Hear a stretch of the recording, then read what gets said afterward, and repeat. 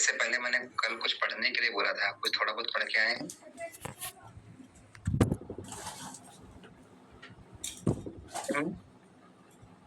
अब यही तरह चलाओ तो अकेले भाड़ू आराम से ऊपर रिकॉर्डिंग करो। मधु जी सर, आपने एनईपी के बारे में पढ़ने के लिए बोला था। हाँ, तो थोड़ा बहुत पढ़ा है। हाँ सर, थोड़ा बहुत कुछ बहुत पढ़ पाई हूँ।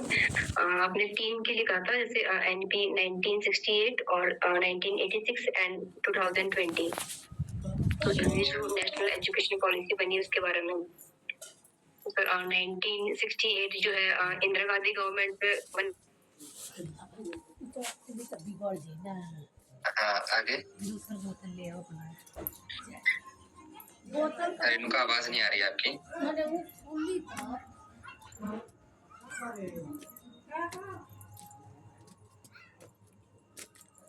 चलिए ठीक है, तो शायद नेटवर्क समस्या आपकी तरफ। आज जिस टॉपिक पर हम लोग बात करेंगे वो है शिक्षा में योग। संख्या बहुत कम हो गई है भाई, थोड़ा ध्यान रखो। जो मित्र सो गए उनको जगा दो, ठीक है। शुरुआती समय में तो बहुत लोग अच्छे से आते हैं, लेकिन बाद में धीरे धीरे संख्या कम हो जाती है। पीपीटी दिखाई दे रही है? छोटा सा टॉपिक है। पीपीटी दिखाई दे रही है? जी सर। जी सर। ठीक है, छोटा सा एक टॉपिक है, इसको आज हम लोग देखेंगे, समाप्त करेंगे। एजुकेशन में योग। तो जैसा कि रेणुका कुमावत, अब आवाज आ रही है मेरी? हाँ जी सर, मेरा नेटवर्क इशू हो गया था। हाँ बोलो, आप बोलो। हाँ, क्या क्या पढ़ा था उसके बारे में? और सर गवर्नमेंट के बारे में बता दिया था मैंने। और 1968 वाली जो एनईपी है वो कोठारी कमीशन के रिकमेंडेशन से बनी थी। एंड जो 1986 वाली है उसमें एम था कि जो एजुकेशन है वो यूनिवर्सलाइजेशन हो और लिटरेसी रेट इंक्रीज हो। और इसी में एआईसीटी का एस्टेब्लिशमेंट हुआ था 1986 में ही। गुड। और फिर सर ये मॉडिफाइड की गई थी 1992 में। रिवाइज्ड एनईपी इसको कहते हैं। तो उस रिवाइज्ड में वोकेशनल और स्किल बेस्ड एजुकेशन के बारे में बताया गया था। और उसमें प्रमोट किया गया था कि जो इक्वल एजुकेशन के लिए वुमेन्स की, जो SC ST वाले उसमें आती है कास्ट में। और NEP 20 में फिर कर ये जो 10+2 सिस्टम है वो आया था जी। और उसमें एक्सपेरिमेंटल लर्निंग और क्रिटिकल थिंकिंग इन पे ज्यादा जोर दिया था। और उसमें नेशनल रिसर्च फाउंडेशन जो है NRF, उसका भी एस्टेब्लिशमेंट उसी में हुआ था 1920 में। ठीक है जी सर। और सर एक 6% जो अपनी इनकम होती है, नेशनल इनकम 6% वो एजुकेशन में जानी चाहिए, ये BC में हुआ था। सर ये हुआ था 1968 में। 68 वाले। जी सर। ठीक है, तो अभी जो बातें आप लोगों ने बताई हैं रेणुका, ठीक है, या जो अन्य आप हायर एजुकेशन में पढ़ते हैं, ठीक है, तो उसमें कई सारे कमीशन आप देखते हैं। तो कमेटी है, कोठारी कमीशन है, वर्धा कमीशन है, सर्जेंट रिपोर्ट है, ठीक है, ऐसे कई सारी रिपोर्ट होती है जिसके तहत हमारी एजुकेशन पॉलिसीज जो है बनती रहती। आप हायर एजुकेशन में पढ़ेंगे, जो पियर्सन की बुक है उसमें भी सारी चीजें मेंशन है और क्लास में भी आपको पढ़ाई जाएगी। लेकिन यहाँ पर जो हम विषय लेकर के आ रहे हैं वो हम देख रहे हैं केवल योग विषय की बात। यूनिट की मेन थीम नहीं बोलना है, योग के अनुप्रयोग, ठीक है। तो यहाँ पर केवल हम ये देखेंगे कि योग की थोड़ी थोड़ी बातें किस किस समय पर शिक्षा के मुख्य धारा में लाई गई। देखिए, जब तक हम किसी चीज को एज अ अपॉर्चुनिटी नहीं समझते हैं तब तक उसकी वैल्यू हमें समझ में नहीं आती है। योग इससे पहले भी था, पुरुषार्थ की प्राप्ति के लिए, मोक्ष की प्राप्ति के लिए, स्वास्थ्य की प्राप्ति के लिए लोग इसका अभ्यास समय समय पर करते रहे, परंपरा को आगे बढ़ाए। लेकिन जब धीरे धीरे ये मुख्य धारा में जुड़ा, किताबी ज्ञान में आने लगा और क्रेडिट सिस्टम हो गया, मार्कशीट, टेस्ट, इवैल्यूएशन, एजुकेशन के अंतर्गत कुछ प्लेसमेंट अपॉर्चुनिटीज, व्यवसायीकरण, जब ये सारी चीजें हुई, पूंजीवाद का जब सिद्धांत आया एक तरीके से, ठीक है, जब बिजनेस इस फील्ड में आने लगा, तो लोगों का इंटरेस्ट, यानी आम इंटरेस्ट, जो आम जनता है उसकी भी रुचि इस फील्ड में बढ़ने लगी, है ना। जैसे बहुत सारे फेमस कोर्स हैं, फिजिक्स, केमिस्ट्री, मैथ बहुत फेमस है ना, जिनकी हर लोग इसकी चर्चा करते हैं। हिस्ट्री है, जूलॉजी है, बॉटनी है, इन सब की चर्चा हर कोई करता है। लेकिन जिस तरीके से अब योग में भी मुख्य धारा, जैसे मैंने पहले भी आपसे बताया 2017 में नेट जेआरएफ जो है वो योग की फील्ड में आया, इससे पहले नेट जेआरएफ भी नहीं था, तो लोगों ने और इसमें इंटरेस्ट दिखाना शुरू किया। फिर जब इसमें अभी आप लोग देखते होंगे कई सारे प्रश्न बनते हैं, अंतर्राष्ट्रीय योग दिवस अभी आने वाला है, तो अंतर्राष्ट्रीय योग दिवस जब आया, कई सारे प्रश्न आते हैं कि अभी जो आएगा ना, अभी ये वाला जो अंतर्राष्ट्रीय योग दिवस आएगा, इसके प्रश्न पक्का आने वाले हैं। ये कितने नंबर का अंतर्राष्ट्रीय योग दिवस है, प्रधानमंत्री नरेंद्र मोदी जी ने कहाँ पर रह करके संबोधन दिया, इस अंतर्राष्ट्रीय योग दिवस की थीम क्या रही, ठीक है, और क्या इसके वास्तविक प्रभाव देखे गए, हाशिए पर लोगों ने किस तरह से इसको सेलिब्रेट किया, इस तरह से कुछ फर्स्ट पेपर में प्रश्न बनते हैं, ठीक है, जो हमारे एजुकेशन से, करंट से जुड़े हुए रहते हैं, ठीक है। तो जब आप देखेंगे, जब आप सरकार का इसमें प्रत्यक्ष रोल होता है, तब लोगों तक इसकी वैल्यू समझ में आती है। जब किसी चीज की योजना नहीं बनती है तो लोग उसकी वैल्यू नहीं समझते हैं। बाहर के लोग इसकी वैल्यू समझे, इसीलिए हमारे आयुर्वेद को उन्होंने पेटेंट कर लिया, आयुर्वेदा कर लिया, योग को उन्होंने हमसे पहले सीख लिया और योगा कर लिया, ठीक है। अब हमें कुछ सीखना होता है तो हम विदेश जाते हैं, उनसे हमारी विद्या हम ही को लाइसेंस लेना पड़ता है, क्योंकि हमसे पहले पेटेंट उन्होंने कर लिए। तो ये सारी चीजें होती हैं, जब तक कोई सरकार का इसमें रोल नहीं होता है तब तक ये एक तरीके से जागरूकता का अभाव है। इसीलिए योग विषय में भी एजुकेशन के डायरेक्ट मुख्य धारा में जोड़ने के लिए कई सारी चीजें यहाँ पर हुई। मुख्य चर्चा में करूंगा, क्योंकि हम केवल योग विषय की बात कर रहे हैं, हायर एजुकेशन की बात नहीं कर रहा हूँ। लेकिन मैंने फिर भी आप लोगों से पढ़ने के लिए कहा था कि जब आप फर्स्ट पेपर में पढ़ते हैं तो वहाँ पर कई सारी कमेटियों के तहत आप देखते हैं, ठीक है, तो आपको धीरे धीरे चीजें समझ में आएंगी। काफी छोटा टॉपिक है, ज्यादा इसमें कुछ लेंदी नहीं है, लेकिन जब आप समझेंगे तो आपको आसानी से चीजें समझ में आएगी। शिक्षा में योग, अगर हम इसकी सैद्धांतिकता की बात करें, जितनी आप यहाँ पर पूरी कहानी देख रहे हैं, तो इसका मतलब क्या है? सबसे पहले देखिए, योग का मतलब आप सभी जानते हैं, लेकिन शिक्षा में योग लाने की आवश्यकता क्यों पड़ी? क्यों? योग तो इससे पहले भी था, लेकिन शिक्षा में क्यों, मुख्य धारा से क्यों जोड़ा गया? तो आप सभी जानते होंगे कि आपको बचपन में नैतिक शिक्षा पढ़ाई जाती थी। नैतिक शिक्षा एक पुस्तक होती थी, प्राइवेट है, सरकारी स्कूल में जो पढ़े होंगे, प्राइवेट में जो पढ़े होंगे, नैतिक शिक्षा आप जानते थे, नैतिक शिक्षा पढ़ाई जाती थी कि नहीं? Yes sir. हाँ, वो एक नैतिक शिक्षा, हाँ, ठीक है, वो नैतिक शिक्षा की बुक होती थी, ठीक है, उसके मार्क्स डायरेक्टली आपके उसमें जुड़ते नहीं थे, ध्यान रखिए, लेकिन नैतिक शिक्षा फिर भी पढ़ाई जाती थी। आप, इसका मतलब क्या है? जब योग नहीं था मुख्य धारा में, तो नैतिक शिक्षा का प्रचार प्रसार बहुत ज्यादा था, ठीक है। जब से अंतर्राष्ट्रीय योग दिवस आया, उसके बाद तो इसकी व्यापकता बढ़ी है योग विषय की।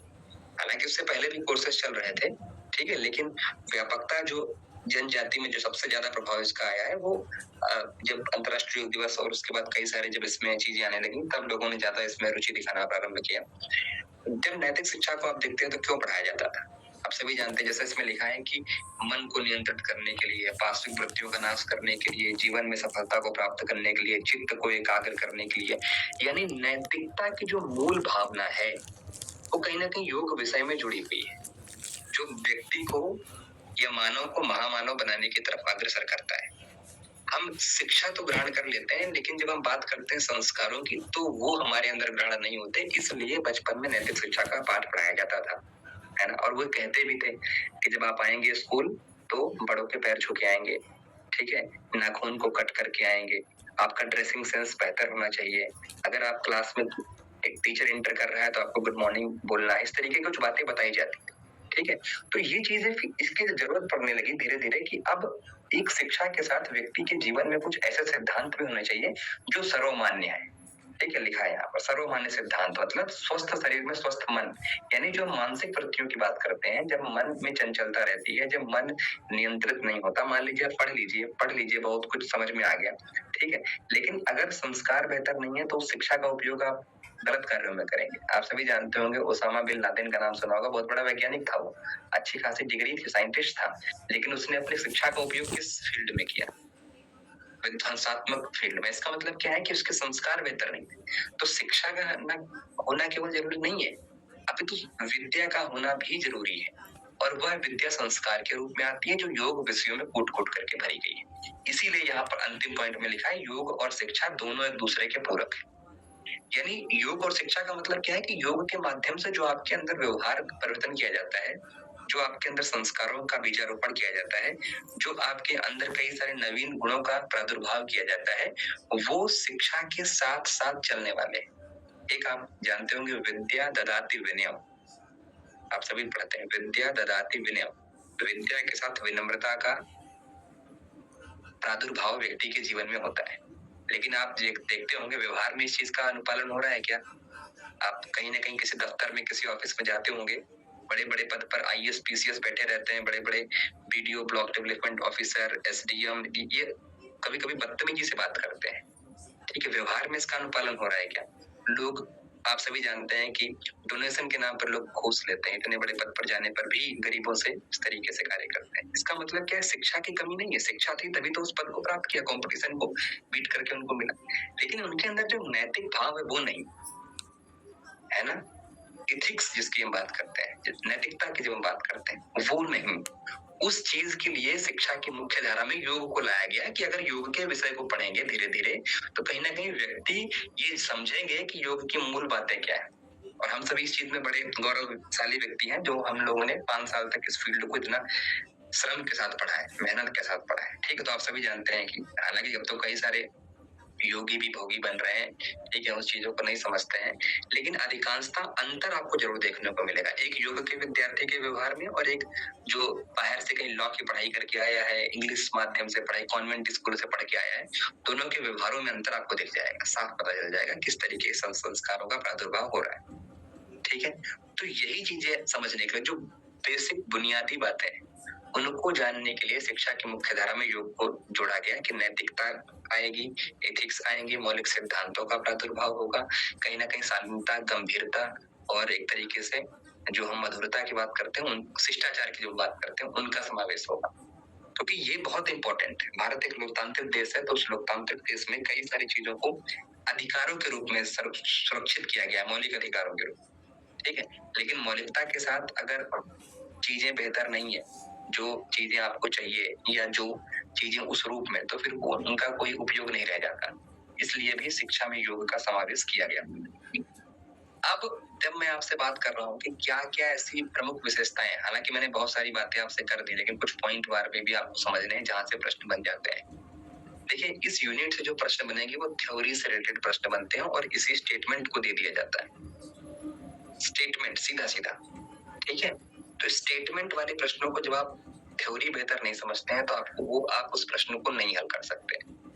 ठीक है, तो अभी मैंने बहुत सारी बातें बताई कि अगर शिक्षा में योग का समाधान कर लिया जाएगा तो अगर उस तरीके से कोई शिक्षा का अनुपालन व्यक्ति करेगा, किसी भी रूप में हो सकता है।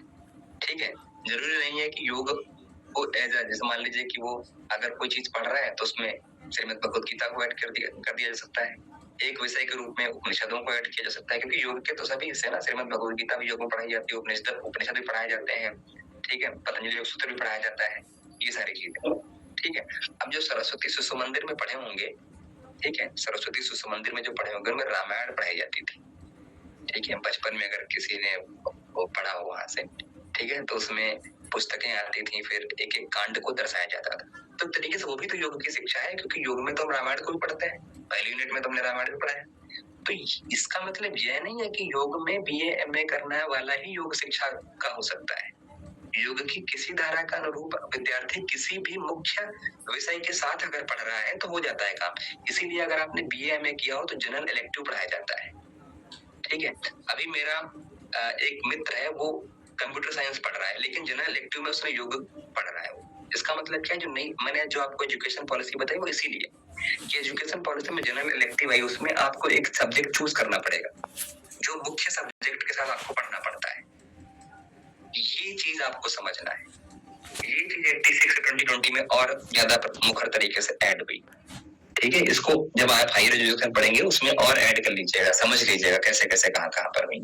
ठीक है, तो क्यों चीजें बताई जाती है? शारीरिक, बौद्धिक, आत्मिक विकास के लिए, बिल्कुल ठीक बात है, अनुशासन सिखाने के लिए, है ना, क्योंकि डिसिप्लिन बहुत इंपॉर्टेंट है, समय का हो, ज्ञान का हो, ठीक है, अपनी शक्तियों का हो, है ना, अनुशासन हर चीजों में होना चाहिए, हर फील्ड में होना चाहिए, ठीक है।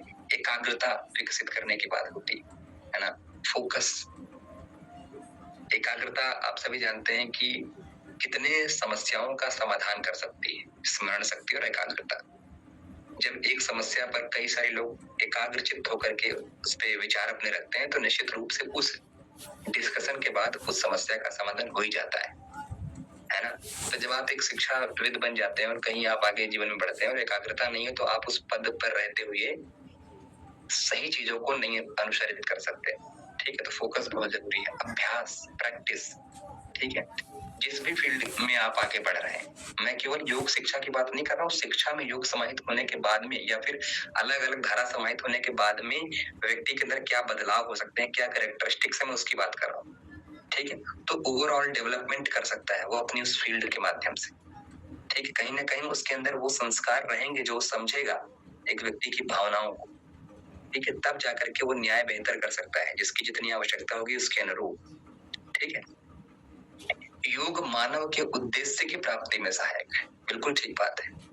मानव का उद्देश्य आप सभी जानते हैं, योग में इसकी बताने की अतिरिक्त आवश्यकता नहीं है, लेकिन जो विद्यार्थी अलग विषय पढ़ करके भी कहीं ना कहीं किसी न किसी ऐसे ग्रंथ को पढ़ता है तो उसके अंदर ये एक जिज्ञासा रहती है कि हम हमारे सब्जेक्ट को तो हम पढ़ ही रहे हैं, लेकिन मानव का जीवन जो हमें प्राप्त हुआ है बेहतर कार्य करने के लिए, निस्वार्थ भाव से कार्य करने के लिए, दूसरों की सहायता करने के लिए, ठीक है, वो भी हमें करते रहना है, ठीक है। तो फिर व्यक्ति ज्यादा प्रभावकारी बनता है, ठीक है। इच्छा शक्ति में बढ़ोतरी, आंतरिक शुद्धि, है ना। अब मानसिक शुद्धि की हम स्पेशली अगर बात करें, मन अगर साफ नहीं है, मन में एक छल कपट होता है तो आप चाहे कितने भी बड़े व्यक्ति बन जाए लेकिन उसकी उतनी उपयोगिता सिद्ध नहीं होती, ठीक है। तो ये चीजें भी बहुत इंपॉर्टेंट हैं जो आपको यहाँ पर देखने को मिल रही है, आंतरिक शुद्धि और इच्छा शक्ति के रूप में जो आप यहाँ पर देख रहे हैं, ठीक है। तो ये जो आपको विशेषताएं दिखाई जा रही हैं ये काफी ज्यादा हेल्पफुल रहती हैं जब आप कोई अतिरिक्त विषय में शिक्षा कर रहे हैं और कुछ अन्य जीवन से जुड़ी हुई, जैसे जो बचपन में नैतिक शिक्षा पढ़ाई जाती थी उस तरह से कोई चीजें पढ़ाई जाती तो आपको समझ में आता है। अब जैसे कई सारे विद्यार्थियों को वैज्ञानिक आध्यात्मवाद पढ़ाया जाता है, साइंटिफिक स्पिरिचुअलिटी, वो क्यों पढ़ाई जाती है अपने मुख्य विषय के साथ? उसके मार्क्स मुख्य विषय में नहीं जुड़ते हैं, फाइनल जो डिग्री आती है, जो मार्कशीट बनती है उसमें उसके मार्क्स नहीं जुड़ते हैं, ठीक है। लेकिन फिर भी पढ़ाया जाता है वो, ताकि क्यों ताकि आप ये चीज समझ सकें कि जो आप जीवन में कर रहे हैं उसको किस तरह से अपने वैज्ञान को, वैज्ञानिकता को और वैज्ञानिक पक्ष को आध्यात्मिकता के साथ जोड़ करके आगे बढ़ सकते हैं, ठीक है। तो ये सारी चीजें उसी चीज को डेवलप करती हैं, ठीक है। संस्कारों को, व्यवहार को, ये जो सारी चीजें योग में मूल बातें बताई गई हैं उसको डेवलप करने के लिए बड़ी इंपॉर्टेंट होती है, ठीक है। तो जब ये व्यक्ति के अंदर डेवलप होती हैं तभी वो उस पद पर रहते हुए न्याय कर सकता है जिस पद के योग्य वह चुना गया है, ठीक है। तो इसलिए भी योग की शिक्षा या मुख्य धारा की शिक्षा में योग को लाया गया किसी न किसी रूप में जरूर, ठीक है। अब जब हम बात करते हैं योग शिक्षा के घटक, ठीक है, तो ये भी बहुत इंपॉर्टेंट है, ठीक है। घटक में तीन मेन मुख्य तो वैसे दो घटक होते हैं, ठीक है। अभी जैसे हम योग के अनुप्रयोग यूनिट की बात कर रहे हैं, धीरे धीरे हम उसके एप्लीकेशन पक्ष की तरफ आगे बढ़ रहे हैं, ठीक है। योग शिक्षा हो गया, किसी न किसी रूप में हो गया। अब अगर कोई भी फील्ड, अगर अब हम केवल योग शिक्षा की बात कर रहे हैं, जब केवल एक विद्यार्थी योग पढ़ने के लिए आता है, अब धीरे धीरे आप देखेंगे केवल हम योग पर भी आ जाएंगे। अभी तक तो हम केवल अन्य विषयों पर थे कि अन्य विषयों में अगर कोई पढ़ रहा है तो उसके साथ क्या क्या नई नई चीजें ऐड हो सकती। अगर केवल कोई योग विषय को कर रहा है, ठीक है, तो उसमें क्या क्या चीजें ऐड ऑन हो सकती। तो पहले तो तीन फैक्टर्स होते हैं जो जानने बड़े इंपॉर्टेंट है, विद्यार्थी, शिक्षक और शिक्षण। एक फैक्टर क्या होता है आप, एक फैक्टर क्या होता है हम, और एक फैक्टर क्या है टीचिंग। ये जो भी चल रहा है, 1 घंटे का जो सेशन होता है, 40 मिनट का, 45 मिनट का, 55 मिनट का, कभी कभी 1.5 घंटे का, 2 घंटे का, तो ये सेशन क्या है, टीचिंग हो रही है। इसमें प्रवचन नहीं हो रहा है, इसमें व्यक्तिगत बातें नहीं हो रही है, इसमें कुछ टॉपिक से भटक की बातें नहीं है, इसमें क्या हो रहा है, शिक्षण कार्य हो रहा है। समझ रहे हैं ना। डिस्कशन अन्य कार्यों के लिए भी हो सकते हैं, एक ग्रुप डिस्कशन ऑर्गेनाइज किया जा सकता है, लेकिन वो शिक्षा का फैक्टर नहीं रहेगा। अगर शिक्षा का फैक्टर है, शिक्षा का घटक है, तो शिक्षण पद्धति होना इंपॉर्टेंट है, ठीक है। तो ये सारी बातें अब जो हम बताने वाले हैं इसके बाद से, वो सारी बातें आपको उस बुक में भी मिलेंगी जिसकी चर्चा हमने कल करी थी। कौन सी बुक थी? सर, योग अभ्यास की अध्यापन विधियां। योग अभ्यास की अध्यापन विधियां। हाँ, ठीक है। तो उस बुक में भी आपको सारी चर्चाएं मिलेंगी। सबसे पहले बात करते हैं विद्यार्थी की। विद्यार्थी जो सीखने वाला होता है। अब ये सब फर्स्ट पेपर में जो टीचिंग मेथड वाली बातें भी उसमें ऐड हो गई, ठीक है। विद्यार्थी, विद्या का अर्थ या चाहने वाला, ठीक है, विद्या को प्राप्त करने वाला बालक, किशोर, युवा, वयस्क, कोई भी हो सकता है, किसी भी आयु का विद्यार्थी हो सकता है, ठीक है। सीखने की कोई उम्र नहीं होती, किसी भी स्तर में व्यक्ति सीख सकता है, ठीक है। ऐसा नहीं है कि वो राइट टू एजुकेशन, आप सभी जानते होंगे, शिक्षा का अधिकार है, संविधान ने दिया हुआ है। तो किसी भी स्तर पर किसी भी वर्ण, आयु वाला व्यक्ति, जाति वाला व्यक्ति कहीं पर भी कुछ भी सीख सकता है। किसी को रोकने और टोकने का कोई औचित्य नहीं बनता। लेकिन ये इंपॉर्टेंट है कि वो चीजें किस तरह से ले रहा है, क्योंकि सबकी योग्यता अलग अलग होती है। कोई विद्यार्थी बहुत जल्दी पढ़ लेता है, याद कर लेता है, कोई विद्यार्थी थोड़ा समय लगता है, किसी विद्यार्थी को 4 बार 5 बार पढ़ने पर ही आता है, पहली बार में तो बिल्कुल नहीं आता है। तो वो अलग मैटर है, वो आपकी सोच, समझ और आपके श्रम पर निर्भर करती है कि कोई व्यक्ति कितना मेहनत कर रहा है, उस पर वो निर्भर करती है। कई सारे गुण आप सभी पढ़ते होंगे जो कई जगह आपको बताया जाता है, जैसे काक चेष्टा वको ध्यानम, स्वन निद्रा तथा चाल, पहाड़ी ग्रह त्यागी, विद्यार्थी पंचलक्षणम। तो ये क्यों इंपॉर्टेंट है, ये क्यों कहे गए? क्योंकि इससे हमें विद्यार्थी के जो गुण हैं या जो विद्यार्थी का जो अंतिम लक्ष्य होता है उसकी तरफ बढ़ने की प्रेरणा मिलती है। अब जैसे कौवे की तरह चेष्टा, बगुले की तरह ध्यान, स्वर्ण निद्रा, अल्पहारी, ग्रह त्यागी, तो ये जो चीजें होती हैं ये अल्टीमेटली उन गुणों का विकास करती हैं जिन गुणों का विकास करने के लिए आप विद्यार्थी जीवन में है। उनमें एक तरीके से कैटलिस्ट है ना, कैटलिस्ट आप सभी जानते हो, उत्प्रेरक का कार्य करते हैं। सुखार्थी व तो जेत विद्या, विद्यार्थी व तो जेत सुखम, सुखार्थी न कुतो विद्या, विद्यार्थी न कुतो सुखम। बिल्कुल ठीक बात है। एक ही चीज आपको मिल सकती है एक समय में। विद्यार्थी जीवन में या तो सुख मिल सकता है या विद्या। तो फिर वो विद्यार्थी पर निर्भर है कि उसको सुख चाहिए या विद्या। क्योंकि अगर सुख मिलेगा तो विद्या नहीं मिलेगी, और विद्या मिलेगी तो उसमें थोड़ा आपको कष्ट सहना पड़ सकता है, लंबे समय तक बैठना पड़ेगा। अब प्रैक्टिकल बात करता हूँ ना, आप लंबे समय तक पढ़ोगे, कमर में दर्द होगा, लंबे समय तक पढ़ोगे, बार बार नींद आएगी, ऐसा होता है। बार बार मन कहेगा थोड़ा फोन चला लो, किसी का थड़ाक से मैसेज आया टुन से उस पर ध्यान चला जाता है, ठीक है। फिर थोड़ा मन करेगा थोड़ा घूम लेते हैं, थोड़ा खा पी लेते हैं, थोड़ा ऐसे मौज मस्ती कर लेते हैं। तो कहीं ना कहीं विद्या को प्राप्त करने में देख रहे हो कैसे कैसे मन विचलित हो रहा है, कष्ट हो रहा है, बैठ नहीं पा रहा है व्यक्ति, 8 घंटे नहीं बैठ पाते, कमर दर्द और सर दर्द, नींद बहुत ज्यादा आती है। तो यही कष्ट है। हम इन चीजों को रटे क्यों? अपने व्यवहार से जोड़े ना, योग के अनुप्रयोग पढ़ रहे हैं, व्यवहार से जोड़े। तो अगर कोई सुख वाला व्यक्ति क्या होता है, मतलब ठीक है पैसा अकाउंट में आ रहा है, पड़ा हुआ है, जो मन कर रहा है खा रहा है, फिर आराम से लेटा हुआ है, बढ़िया आराम से पॉपकॉर्न खाते हुए सिनेमा देख रहा है, मजे कर रहा है, ठीक है। लेकिन पहले जो मैंने पॉइंट क्या बोला था, धन आ रहा है, तो धन आने के लिए उसने किसी ना किसी उम्र में जरूर मेहनत करी होगी। देखो एक चीज मैं आपको बता देता हूँ, 20 साल तक मेहनत करेंगे तो फिर 21-22 में जॉब पक्की है, 20 से 25 के बीच में मेहनत करेंगे तो 26 में जॉब पक्की है, 26 से 30 के बीच में मेहनत करेंगे तो हो सकता है 27-28 तक जॉब लग जाए, 30 से 35, मतलब मेहनत एक उम्र में जरूर करना पड़ेगा, ये ध्यान रखो। ऐसा नहीं है बिना किसी को कुछ भी ऐसे मिल जाए। वो अलग बात होती है कि घर में किसी को बिजनेस है फिर उसको मिल गया, वो अलग मैटर है। लेकिन अगर आपको इतना ही मिलना होता तो आप अंबानी के घर पैदा होते हैं ना। आप जिस परिस्थिति में जन्म लिए हैं उसमें कुछ कार्य करने के लिए आपको रखा गया है, ठीक है। तो कार्य करने की स्वतंत्रता सबको है, लेकिन वो अपने स्तर पर करना चाहिए, जिस तरीके से जिसको समझ में आए।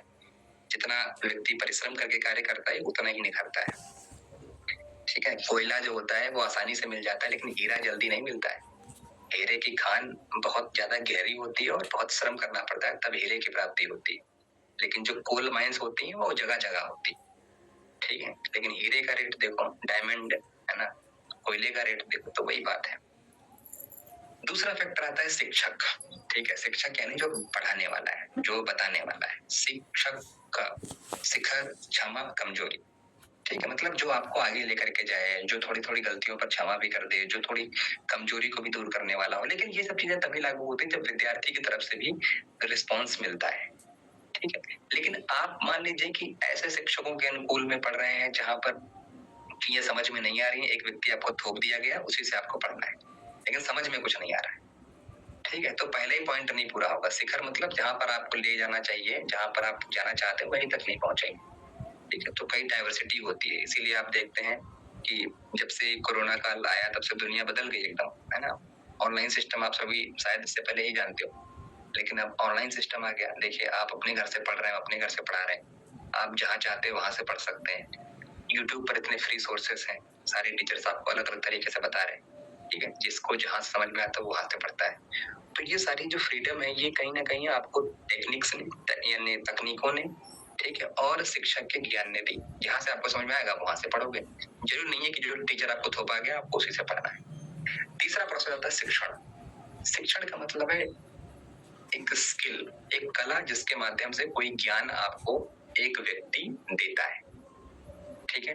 जैसे किसी का पढ़ाने का तरीका समझ में आता है, किसी का समझ में नहीं आता है, लेकिन उस प्रक्रिया के तहत वो चीज मिल क्या रही है, वो ज्ञान मिल रहा है, जिससे आपके अंदर की जो क्षमता है वो विकसित होती, अंतर्निहित क्षमता विकसित होती, ठीक है। और उसकी वजह से लर्निंग प्रोसेस बढ़ता है, अधिगम की प्रक्रिया बढ़ती है, अधिगम उत्प्रेरित होता है, ठीक है। यानी ये कह सकते हैं कि जो एक तरीके से जो लर्निंग प्रोसेस है वो बढ़ती है किसके द्वारा, शिक्षण के द्वारा। जैसे अभी हम कुछ पढ़ा रहे हैं तो आप कुछ नया सीख रहे हो, आपको पता चला शिक्षा में योग इस तरीके से होता है, विशेषताएं ये होती हैं, फैक्टर्स ये होते हैं, तो कुछ नई चीज आपको सीखने को मिली। ये प्रोसेस क्या है, टीचिंग प्रोसेस, ठीक है। तो यही शिक्षण होता है। आगे धीरे धीरे इसमें और चीजें ऐड होंगी, कितने टाइप्स होते हैं और स्पेशली कितने तकनीक्स होती हैं, मेथड्स कितने होते हैं, सारी चीजें। अब यहाँ पर ये बड़ा इंपॉर्टेंट पॉइंट है कि शिक्षक के गुण, वैसे शिक्षक के तो बहुत सारे गुण होते हैं, शारीरिक गुण, व्यवहारिक गुण, मानसिक गुण, ठीक है। लेकिन वो आप फर्स्ट पेपर में पढ़ते हैं। फर्स्ट पेपर की पहली यूनिट में आपने पढ़ा होगा टीचर्स के गुण, ठीक है, एंड्रोलॉजी पेडागोजी में, ठीक है। जो स्टूडेंट सेंटर्ड और टीचर सेंटर्ड होती है उसमें टीचर्स के गुण बताए जाते हैं, लेकिन यहाँ पर हम योग के अनुप्रयोग पढ़ रहे हैं तो योग के गुण को हम देखेंगे, योग शिक्षक के गुण, ठीक है। तो किस तंत्र में है, मैंने बताया है शायद पहले भी, किस तंत्र के अनुसार है ये गुण, शारदा तिरक तंत्र, ऐड कर लेना इसको, ठीक है। उसमें 6 गुण बताए गए हैं, प्रेरक, सूचक, वाचक, बोधक, शिक्षक और दर्शक, ठीक है। प्रेरक, सूचक, वाचक, बोधक, शिक्षक, दर्शक। तो अब आप सभी जानते हैं प्रेरक का मतलब क्या होता है, जो प्रेरणा देने वाला हो, है ना, मतलब मोटिवेट करने वाला।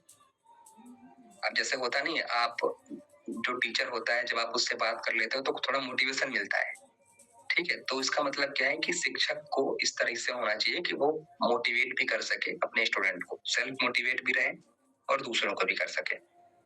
दूसरा पॉइंट है सूचक, इंफॉर्मेशन देने वाला, है ना, वो शिक्षक देता ही है, लेकिन एक होता है कि अपने विषय का ही ज्ञान होना, दूसरा होता है जीवन की भी सूचना देने वाला, कि भविष्य में इस तरह से आपको रहना है, इस तरह से आपको ये कार्य करना है, ये इंटरव्यू में इस तरह से रहना है, उस इंटरव्यू में इस तरह से रहना है, आगे जो आप करने वाले हैं उसमें ये चैलेंजेस हैं, वो सारी चीजें, ठीक है। तो ये जो जीवन का ज्ञान है वो भी शिक्षक को आना चाहिए, क्योंकि शिक्षक जो होता है वो विद्यार्थी से ज्यादा अनुभव वाला होता है, तो उसको हर तरीके से सूचित या इंफॉर्मेशन का जो भंडार है वो अपने विद्यार्थियों तक ट्रांसफर करना आना चाहिए, क्योंकि विद्यार्थी किसी भी स्तर के प्रश्न पूछ लेते हैं, जरूरी थोड़ी है कि वो यही पूछे कि हम सब्जेक्ट से रिलेटेड पूछेंगे, तो वही सारी चीजें। तीसरा है वाचक, वाचक मतलब विचार। अब कई सारे, अब जैसे एग्जाम जब नजदीक आता है तो बहुत सारे विद्यार्थियों के मन में नकारात्मक थॉट आते हैं कि होगा कि नहीं होगा, क्या हो सकता है, कहीं ऐसा तो नहीं है कि थोड़ा डामाडोल हो जाए सिस्टम, फिर सिलेक्शन ना हो, तो ये सारी चीजें, और ये आना स्वाभाविक है, हर व्यक्ति के अंदर चीजें आती हैं, ठीक है, और जीवन में हमेशा आती रहेंगी। नकारात्मक विचार बिल्कुल उसी तरह से आते हैं जिस तरह से सकारात्मक विचारों की सूची, क्योंकि सकारात्मक विचार अपना नकारात्मकता को जरूर लेकर के आता है, लेकिन उसको डील करना आपको आना चाहिए, ठीक है।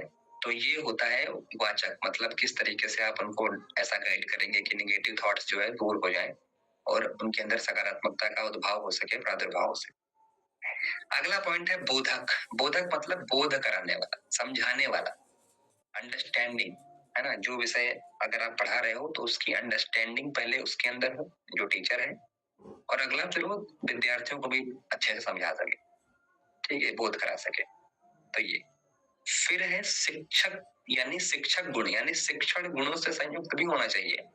ये भी इम्पोर्टेंट है कि मतलब टीचिंग स्किल भी आनी चाहिए। वक्ता बहुत अच्छे हैं लेकिन टीचिंग स्किल अगर अच्छी नहीं है तो फिर सामने वालों को समझ में नहीं आता है, ठीक है। तो वो सारी चीजें भी आपको डेवलप करनी पड़ती हैं। फिर अगला पॉइंट है मार्गदर्शन करने वाला, जीवन के हर एक पहलू में, हर एक पड़ाव में, ठीक है। तो आप सभी जानते हैं कि आपने अपने अपने जीवन में कोई ना कोई आदर्श जरूर चुने होंगे, है ना। किसी के माता पिता होते हैं, कोई किसी महापुरुष को अपना आदर्श बनाता है, कोई किसी पॉलिटिशियन को अपना आदर्श बनाता है, कोई किसी देवता देवी या अपने आराध्य को अपना आदर्श बनाता है, या फिर कोई किसी समाज सेवक को अपना आदर्श बनाता है।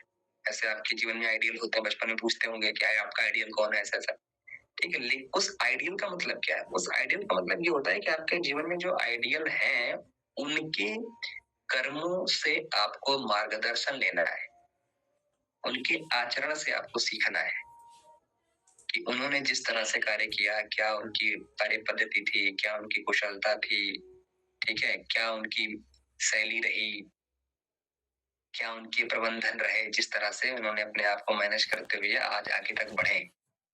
तो ये सारी चीजें, ठीक है। एक गाइडेंस आपको प्रॉपर मिलते रहनी चाहिए, वो एक व्यक्ति से भी हो सकता है, एक विचार से भी हो सकता है। एक विचार भी आपको बदल सकता है। वो आप इसमें मुझे एक ऐड याद आ रहा है, वो आइडिया सिम का वो ऐड नहीं आता था, एक आइडिया जो बदल दे आपकी दुनिया। तो वही स्थिति है, जब आपका एक कोई मार्गदर्शक होता है तो उसके विचार भी आपके जीवन को बदलने के लिए पर्याप्त है, ठीक है। जरूरी नहीं है कि वो आपके समक्ष ही उपस्थित हो। अब एकलव्य को देख लीजिए, उनके आदर्श गुरु द्रोणाचार्य थे लेकिन उनके समक्ष तो वो उपस्थित नहीं थे, लेकिन उनकी कला को वो देखते थे, छुप छुप के ही देखते थे या कैसे भी करके देखते थे, और वो स्वयं प्रैक्टिस करते थे। उनके आचरण को उन्होंने प्रैक्टिस किया। उनका आचरण का मतलब वो कैसे क्षत्रियों को सिखा रहे हैं, उनके उस कौशल को वो देखते थे बिना उनके संज्ञान, और उसी तरह से वो प्रैक्टिस करते थे। तो अर्जुन से ही महान धनुर्धर बने, ठीक है। तो ये सारी चीजें होती हैं कि जरूरी नहीं है कि व्यक्ति सामने ही आपके उपस्थित हो, उनके विचार, उनके आचरण से भी आप बहुत कुछ सीख सकते हैं। तो ये सारी चीजें भी आपको जीवन में जरूरी होती हैं। तो ये एक योग शिक्षक के अंदर भी ये सारी क्वालिटीज होनी चाहिए ताकि वो अपने विद्यार्थियों को प्रादुर्भावित या एक तरीके से प्रभावित कर सके सकारात्मक तरीके से। फिर यहाँ पर एक चीज बड़ी इंपॉर्टेंट है जो एजुकेशन सिस्टम में आती है, आप उसमें पढ़ेंगे हायर एजुकेशन में, इवेल्युएशन बेस्ड एजुकेशन। अब ये क्यों? देखिए, योग तो बहुत पहले से था, ठीक है, मैंने पहले भी आपको बताया, लेकिन नेट जेआरएफ इसमें 2017 में आया, है ना।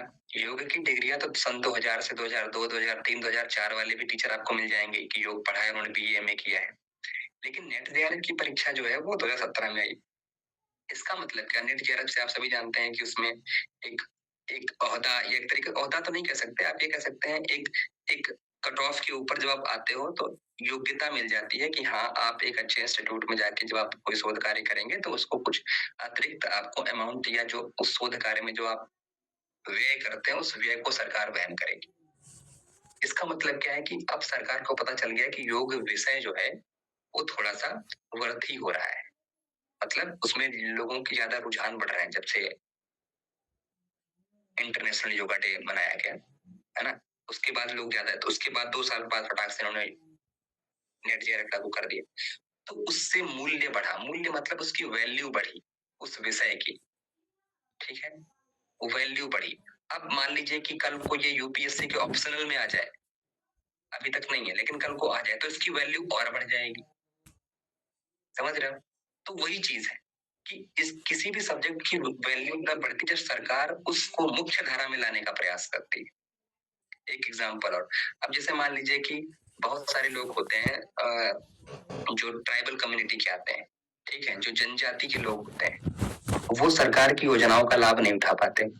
लेकिन जब पंचायती सिस्टम या सरकार जब उनको अपनी मुख्य धारा में जोड़ती है तब उनका विकास होने लगता है, समझ रहे हो। तो इसीलिए जब नई शिक्षा नीति 68 में पहले आई, जैसा अभी इसमें बताया, फिर 86 में आई, ठीक है। तो 86 में जब धीरे धीरे आई तो पहले तो पाठ्यक्रम में शामिल किया गया, ठीक है, पाठ्यक्रम में शामिल किया गया। उसके बाद मैंने आपको पहले भी बताया कि जब इंटरनेशनल योगा डेज में आया, उसके बाद फिर नेट जेआरएफ आया, फिर धीरे धीरे अब जो 2020 की पॉलिसी आई है, ठीक है, उसमें इसको धीरे धीरे आगे प्रयासरत है, अभी भी सरकार कार्य कर रही है कि हो सकता है कि कई सारे स्कूल में, कई सारे कॉलेजेस में क्रेडिट सिस्टम के रूप में योग विषय को चालू किया जाए, कि आपको अनिवार्य कर दिया जाए कि योग विषय पढ़ना पड़ेगा, ठीक है। तो उससे उसकी वैल्यू को और बढ़ेगी, उसकी वैल्यू, और मूल्य का मतलब होता है वैल्यू, ठीक है। तो यही सारी चीजें, जैसे मान लीजिए कि कोई आप एक एक कपड़ा है, ठीक है, वो एक कपड़ा अगर आप फुटपाथ से खरीदते हो तो हो सकता है वो 100 रुपए का मिल जाए, ठीक है। लेकिन अगर वही चीज आप कहीं ब्रांडेड शोरूम या किसी कॉम्प्लेक्स मॉल से खरीदते हो सकता है वो 1,000 का मिले। तो आपकी नजरों में उसकी वैल्यू बढ़ जाएगी जो कॉम्प्लेक्स से लेकर के आएगा, भाई इसमें ज्यादा पैसा लगा है, समझ रहे हो। 100 रुपए वाले को आप उतना नहीं अच्छे से रखोगे, लेकिन जो 1,000 रुपए लाओगे शायद आप उसको ड्राई वॉश करवाओ, इजी लेकर के आओ, अच्छी तरीके से धुलो, है ना, समझ रहे हो ना, मतलब एक व्यवहारिकता से आप समझिए। तो वही चीज है यहाँ पर। जब इसमें इवेल्युएशन बेस्ड एजुकेशन धीरे धीरे बाद में जब आया तो फिर लोगों को और इसकी महत्ता समझ में आई, ठीक है। तो ये हो गई एक सैद्धांतिक बात। अब इसकी हम धीरे धीरे व्यवहारिक बात को समझेंगे कि कैसे कैसे क्या। तो पहले हम थोड़ा सा समझते हैं कि मूल्य, हालांकि ये भी जानना इंपॉर्टेंट है। मूल्य का मतलब है मानदंड और मान्यता। जैसे मान लीजिए कि अब यूजीसी नेट जेआरएफ में क्या है, एक मानदंड है कट ऑफ के रूप में, कि अगर उस कट ऑफ के ऊपर आप जाओगे तभी आपको जूनियर रिसर्च फेलोशिप मिलेगी, नहीं जाओगे तो आपको केवल नेट ही रहोगे आप। तो एक मान्यता हो गई, एक मानदंड हो गया, ठीक है। जैसे यहाँ पर लिखा हुआ है कि एक ऐसा मानदंड जिसके आधार पर मनुष्य अपने सामने उपस्थित किए गए विकल्पों में से चयन करने पर होगा। बिल्कुल ठीक बात है। अब मान लीजिए कि एक गवर्नमेंट के एक लोग हैं, उस गवर्नमेंट के लोगों को 1% लोगों को जीआरएफ देना है, तो एप्लीकेंट 4,000 है, तो 4,000 में उनके पास विकल्प होने चाहिए ना, किस तरह से देंगे। तो एक एग्जाम कराते हैं, उस एग्जाम में एक वो मापदंड तैयार करते हैं। अब वो मापदंड उनके लिए एक विकल्प हो गया, वही ये निर्धारित करेगा कि उस 1% के लिए कितने व्यक्ति योग्य हैं। जितने उस मापदंड को क्रॉस करेंगे उसी को वो लोग देंगे, नहीं तो नहीं देंगे, ठीक है। तो यही चीज है मूल्य। इसमें फिर व्यवहारिकता में देखें तो 3 प्रकार के हैं, स्वीकृत मूल्य, क्रियात्मक मूल्य और पारस्परिक मूल्य। स्वीकृत मूल्य अब ये अलग तरह से, जिनका हम अभ्यास करते हैं, ठीक है, जिनको आप स्वीकार कर लेते हो, ठीक है। जैसे मान लीजिए कि पहले हम समझते हैं क्रियात्मक, उसके बाद एग्जाम्पल देता हूँ। क्रियात्मक जिनका आप अनुभव करते हो। पारस्परिक मतलब परंपराओं की नवीनीकरण के लिए जो आप अपनाते हो, ठीक है। तो स्वीकृत मूल्य का मतलब क्या है, जो आपको डिसाइड कर दिया गया है कि इस एग्जाम में इतने क्रेडिट सिस्टम का है, तो पहले से पता है कि ये वाला पेपर 4 क्रेडिट सिस्टम का है। अब ये जो मैं बातें बोल रहा हूँ आप सब पढ़ के आ गए, आपने कभी सिलेबस नहीं देखा होगा, सिलेबस के फ्रंट में क्रेडिट सिस्टम लिखा रहता है, आप अपनी मार्कशीट खोलिएगा उसमें क्रेडिट लिखे होंगे, तो ये कोई नई बात नहीं, ठीक है, मैं बता दी हूँ ताकि कोई कंफ्यूजन ऐसे क्रेडिट क्या होता है, ठीक है। तो स्वीकृत मूल्य मतलब मान को पता है, मान लीजिए आपको पता है कि ये वाला पेपर 4 क्रेडिट का है, तो उस पेपर में 4 क्रेडिट ही आपको मिल सकते हैं, तो उस पेपर की आप प्रैक्टिस करते हैं। क्रियात्मक मूल्य का मतलब क्या है कि मान लीजिए कि कोई प्रैक्टिकल एग्जाम भी उसमें ऐड कर दिए जाते हैं, उसका थ्योरी, जैसे योगा का, अब योगा की थ्योरी भी होती है, योगा का प्रैक्टिकल भी होता है, तो उसके अलग अलग मूल्य होते हैं। थ्योरी के हो सकता है 4 हो और उसके हो सकता है कि 2 हो, तो 2 जब आप प्रैक्टिस करोगे तो 6 मिल सकते हैं, इसीलिए प्रैक्टिकल भी होता है, फिर उसकी थ्योरी भी होती है। थ्योरी में कई सारे थ्योरीज होती हैं, कभी आप देख रहे हैं पतंजलि, कभी आप देख रहे हैं श्रीमद् भगवत गीता, कभी आप देख रहे हैं कुछ, तो ये सारी चीजें। पारस्परिक मूल्य थोड़ा सा हटके है। पारस्परिक मूल्य क्या मतलब, परंपराओं के नवीनीकरण के लिए। परंपराओं का नवीनीकरण का मतलब जैसे पहले क्या था, पहले लोग केवल योग को इस तरह से समझ रहे थे कि बस एक व्यवहारिक चीज है, इसमें कोई बिजनेस नहीं बन सकता। पहले योग को लोग क्या समझते थे कि हाँ बस केवल एक तरीके से मोक्ष की प्राप्ति के लिए या शरीर को स्वस्थ रखने के लिए है। लेकिन जब उसमें नवीनीकरण आया, क्रेडिट सिस्टम आया, एवेल्युएशन बेस्ड आया, मूल्य आया, मापदंड आए, तब लोगों को समझ में आया कि अच्छा इसको अलग तरह से भी लिया जा सकता है, इसका व्यवसायीकरण भी हो सकता है, इसको बिजनेस में भी कन्वर्ट किया जा सकता है, तो उसकी वैल्यू और बढ़ गई, समझ रहे हो, उसमें कंपटीशन और बढ़ गया, उसकी वैल्यू और बढ़ गई। तो ये सारी चीजें होती हैं जो मूल्य एजुकेशन को चेंज करके रख देती हैं। जब किसी विषय को इसमें डाला जाता है तो एकदम उसका परिवर्तन बदल जाता है। अब यहाँ पर जो अभी हमने चीजें बताई, ये मूल्य आधारित शिक्षा है। इसमें हमने पहले मूल्य की बात करी, अब हम शिक्षा की बात करें। मूल्य का मतलब ये आपको समझ में आ गया, वैल्यू कैसे बढ़ती है भी मैंने आपको बता दिया। अब हम बात करते हैं शिक्षा की, क्योंकि शिक्षा की वैल्यू बढ़ानी, ठीक है।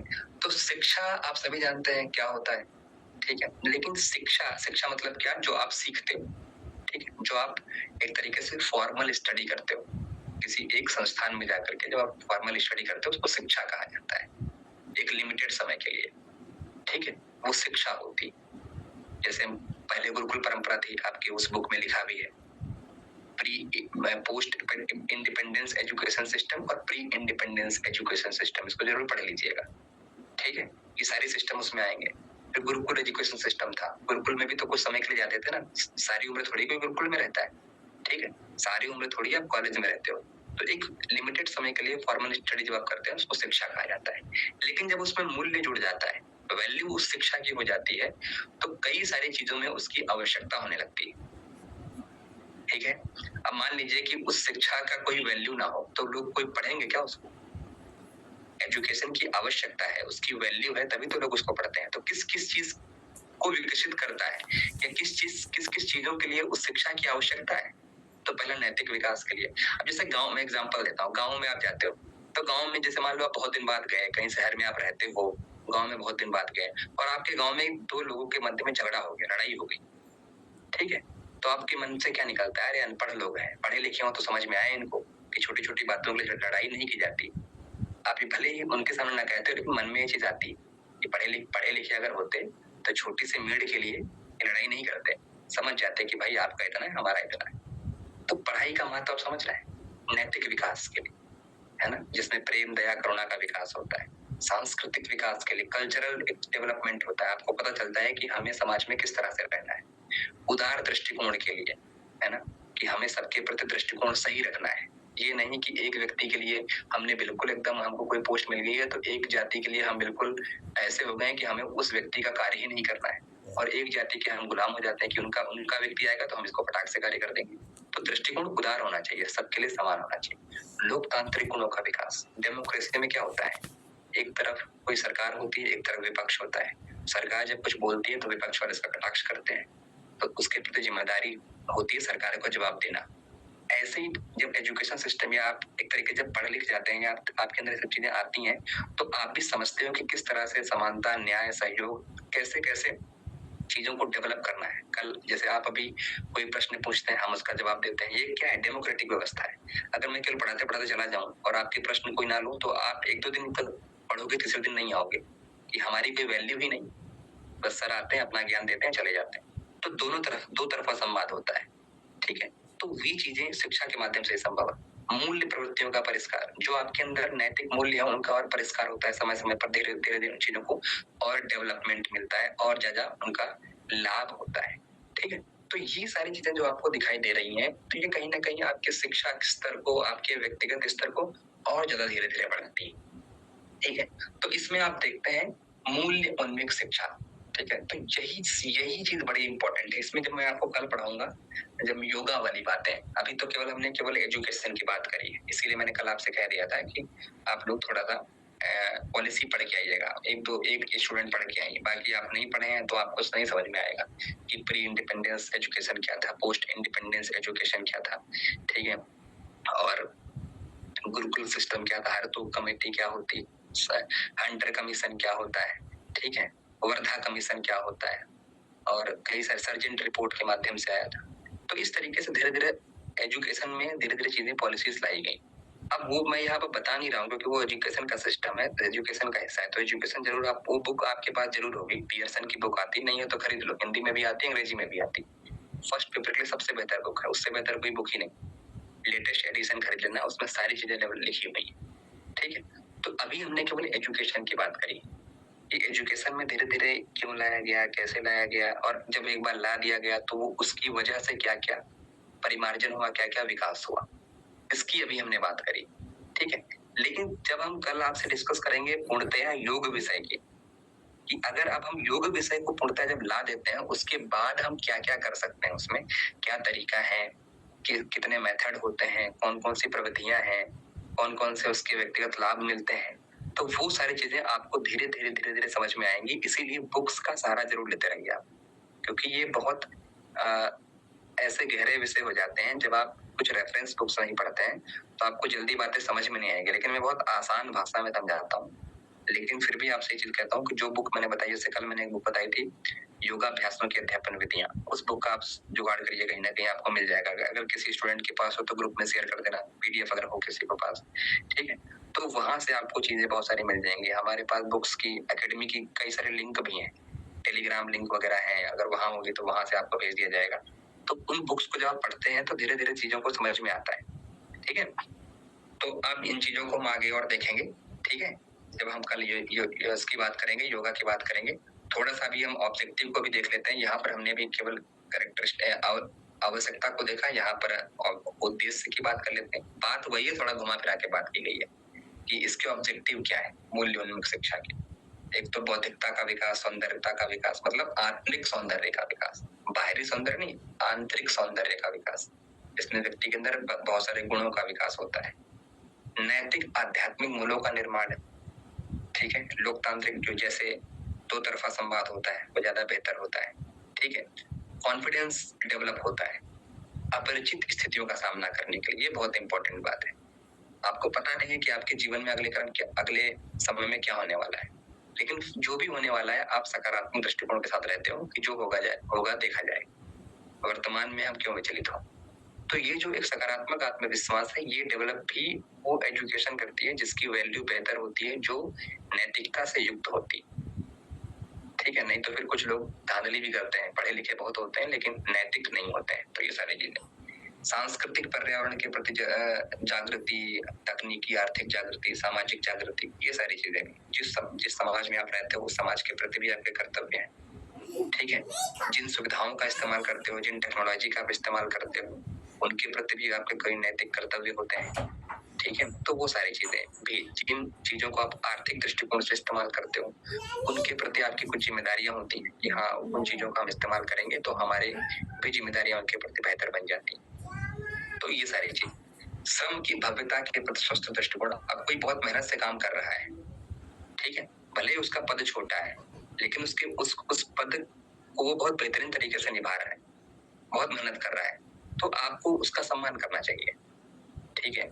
ये नहीं है कि आप उससे अपर, आपकी शिक्षा बहुत अच्छी हुई और आप उससे अपर पोस्ट पे चले गए और वो आपसे निचले पोस्ट पे है तो आप उसकी वैल्यू ही ना करें। बस आप अपने ही पद को समझे कि हमारा ही पद सबसे ज्यादा है, ये हमको सलामी ठोके, सर बोले, उसी में ऐसा नहीं होता। दूसरे के भी काम को महत्ता देनी पड़ती। वो एक पंडित श्री राम शर्माचार्य का मुझे कोटेशन बड़ा अच्छा लगता है कि दूसरों के साथ वह व्यवहार ना करे जो आपको अपने लिए पसंद नहीं। तो वही सारी चीजें हैं। धर्मनिरपेक्षता, सामाजिक न्याय के लिए प्रतिबद्धता, ये बहुत इंपॉर्टेंट है। कल को आप कहीं योगा टीचर बनते हैं, कहीं कुछ बनते हैं, तो ऐसा नहीं है कि अगर योगा का विद्यार्थी कोई आप सनातन धर्म के अतिरिक्त कोई पढ़ने वाला आता है तो आप उसको जबरदस्ती बताओ कि नहीं आपको श्रीमद् भगवद गीता पढ़नी है तो भगवान की पूजा करनी पड़ेगी, ऐसा नहीं होता है। वो धर्म, मतलब आप किसी भी पर भी धार्मिक दबाव नहीं डाल सकते। धर्मनिरपेक्षता का मतलब क्या होता है कि सबको किसी भी धर्म का अनुसरण करना, उसकी पूजा करने का अधिकार है, किसी को भी जबरदस्ती धर्मांतरण नहीं कराया जा सकता, ये होता है धर्मनिरपेक्षता, ठीक है। सेकुलर, सब धर्मों का सम्मान, ठीक है, और उसमें न्याय भी आ जाता है, ठीक है, कि जिसका जितना ज्यादा एक तरीके से रोल होता है उसके प्रति जिम्मेदारी उतनी बढ़ जाती समाज में, है ना। समाज को जब आप बहुत प्रभावित करते हैं तो समाज की उम्मीदें आपसे बहुत ज्यादा जुड़ जाती, ठीक है। तो उन सारी चीजों के लिए भी हमें प्रतिबद्ध रहना पड़ता है। तो ये सब शिक्षा हमें दर्शाती है। जब शिक्षा को पढ़ते हैं तो ऐसा लगता है कि शिक्षा से बेहतर कोई है नहीं, लेकिन शिक्षा को जब व्यवहारिकता में देखते हैं तो कई सारे लोगों के अंदर ये सब चीजों का अभाव दिखता है। अच्छे पदों पर बैठे हुए लोगों में इन सब चीजों का अभाव दिखता है, ठीक है। तो ऐसा नहीं है कि सारे लोगों के अंदर ये चीजें होती हैं, अभाव भी दिखता है। बहुत सारे लोग ऐसे हैं, आप कई सारे न्यूज में देखते होंगे कि इतना बेहतर कार्य कर दिया, लोगों की मदद करते हैं और फ्री में बहुत सारी सुविधाएं चलाते हैं, एनजीओ चलाते हैं, कई सारे लोगों की मदद करते हैं। तो शिक्षा से ये चीजें भी देखने को मिलती, ठीक है। तो इसीलिए शिक्षा का होना बहुत इंपॉर्टेंट है और योग शिक्षा तो एक तरीके से बहुत ही बेहतरीन है जो व्यक्ति को बहुत बेहतर बनाती है, ठीक है। तो आज यहीं तक रखते हैं। जैसा कि मैंने पहले भी बताया कि कल हम जब इनकी बातें करेंगे योग और उन सब चीजों की, तो आपको और धीरे धीरे समझ में आएगा कि कैसे कैसे क्या क्या चीजें और आगे करनी, ठीक है। कल्पना नायक, बोलिए क्या प्रश्न है आपका?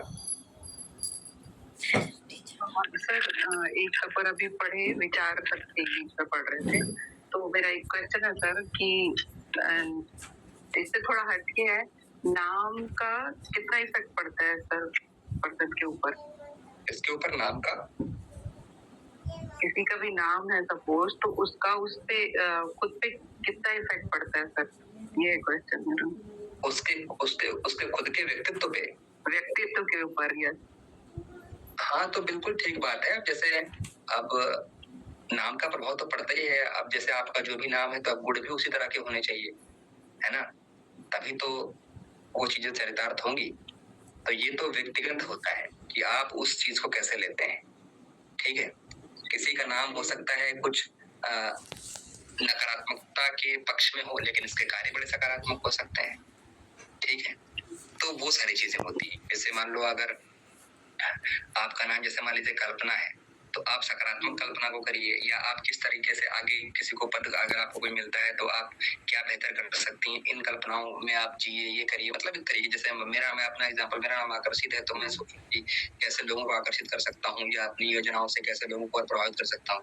ये सारी चीजें मतलब नाम का प्रभाव पड़ता है बेसिकली। और कई इंटरव्यू में पूछ लेते हैं कि आपके नाम का मतलब क्या है। कई इंटरव्यू में पूछते हैं कि आपका नाम ये है तो इसका मतलब क्या है। विचार, हाँ, विचार शक्ति पढ़े ना सर, तो वो सारी थोड़ा चीजें। इमेज। Okay okay. ये व्यक्तिगत होता है, ये व्यक्तिगत मानता है। इस पे कई सारे लोग उस चीज को नहीं फॉलो करते हैं, कई सारे लोग फॉलो करते हैं। ठीक है, जी जी, थैंक यू सर।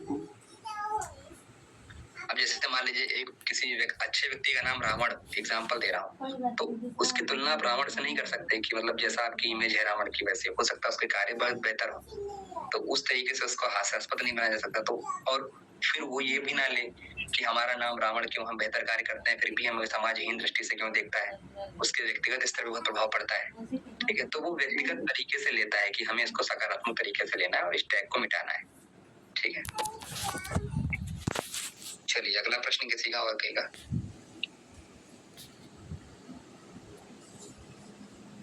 चीजें समझ में आ रही हैं? Yes sir. जी सर। ठीक है,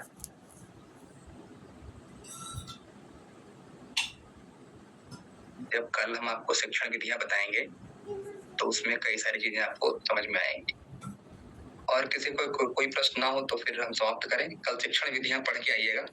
ठीक है, टीचिंग मेथड्स, उसमें हम बताएंगे कि योग शिक्षा को किस किस तरह से आप और बेहतर कर सकते हैं और सिखा सकते हैं।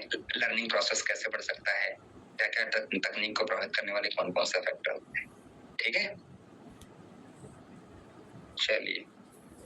ओम विश्वानि देव सप्तर Recording stopped. यद्भद्रम तन्नासुव। ओम शांति शांति शांति।